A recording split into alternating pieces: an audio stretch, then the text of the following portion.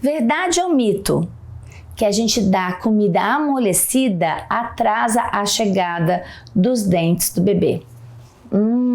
O que você acha? Vamos conversar sobre isso? Então vem!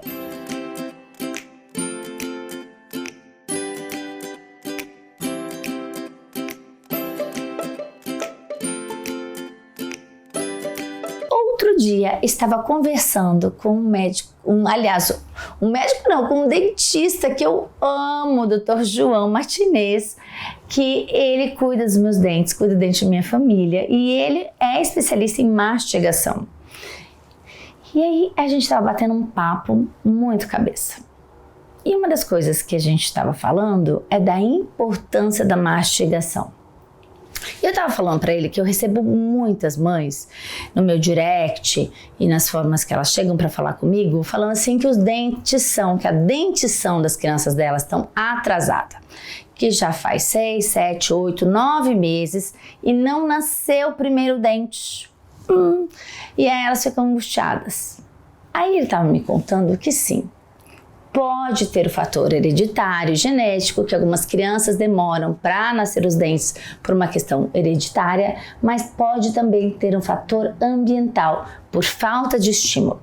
Porque para nascer os dentes tem que ter uma adequada estimulação, precisa haver fricção, precisa haver um movimento de mastigação para que a gengiva vá se afinando e haja um rompimento do dente que está ali embaixo da gengiva para fora, ou seja, para o dente sair da casca, né? Igual o pintinho sai do ovo, sai da casca, o dente está embaixo da gengiva e ele precisa romper a casquinha, romper a gengiva. Acontece que as mães ficam com dozinha, vai engasgar, então a gente vai dar sempre aquela comida mais pastosa, mais purê, com medo e nunca vai evoluindo para comida o quê? Mais consistente, nunca vai evoluindo e fazendo as crianças exercitarem o movimento de mastigação.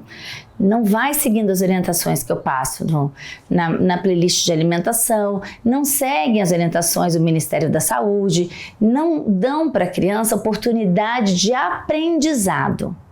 Se elas limitam esse aprendizado mastigatório das crianças, elas atrasam as crianças neurologicamente falando, muscularmente falando, diminuem essa habilidade, né?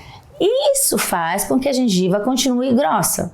Gengiva grossa, dentes escondidos embaixo. Dentes embaixo escondidos, eles não nascem por causa que não houve o atrito por falta de estímulos, por falta de ambiente de aprendizado.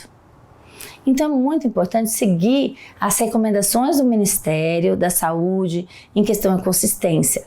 Claro que eu estou falando de crianças saudáveis, eu não estou falando de uma criança que tem uma paralisia cerebral, uma hipotonia, uma criança que tem dificuldade para engolir. Estou falando de uma criança saudável.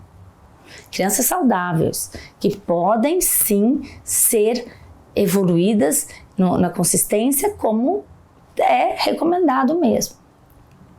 Nosso medo não pode ser tão grande que impeça os nossos filhos de ter um crescimento saudável.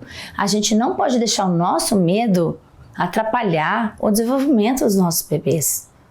Isso muitas vezes acontece e por isso um dos sinais é que os dentes às vezes demoram muito para nascer, porque a gente fica na eterna papa líquida ou na eterna consistência inadequada dos alimentos.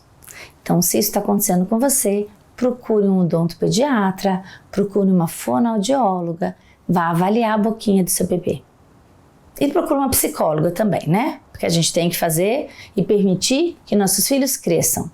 Se a gente não está permitindo que nossos filhos cresçam e se tornem madurinhos, né? Que se cresçam, a gente quer um eterno bebê de colinho, então a gente tem que trabalhar em nós, né? O problema está sendo nós.